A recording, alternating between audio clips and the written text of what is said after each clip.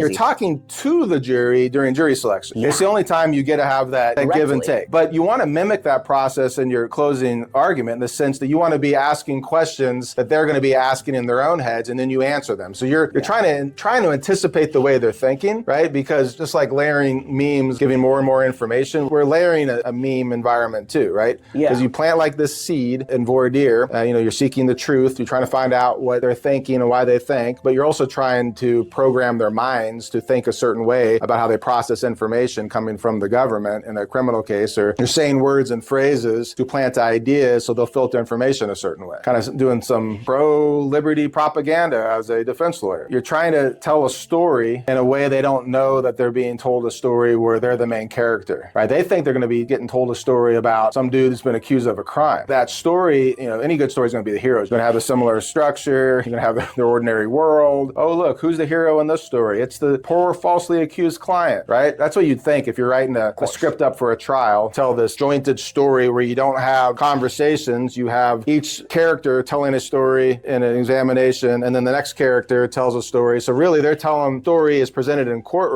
courtroom setting, but it's told in a way that's not familiar to people. I mean, they've seen it on TV. I feel like there's a lot more monologuing on TV. I think that's where, and both my parents were lawyers and, for a little bit and practiced law for a little bit before actually doing other things. But I feel like I was shocked when I learned that it's just direct examination and cross-examination, because really, I mean, if I didn't know any better, I would think, well, all the lawyer has to do is ask questions. Ask, oh, what did you see here? What did you see there? In a TV show, like Law and Order, where, there's always a DA, and that DA, usually it's them giving their opening or their closing, or, speaking passionately about why, in that case, why they think the person is guilty. It's hard to imagine how would you tell a story if you weren't allowed to say anything and you just have to ask questions and get other people to tell it for you. I mean, it's an incredible art. It's interesting in the sense that you think you're trying to tell a story passionately like you see on Law and Order, where you can ask these, not even leading questions, but the sort of questions that they ask in the TV shows that are just somebody looking cool and playing gotcha. Like, you can play gotcha and you should play gotcha in cross-examination, but you don't get to turn to the jury and,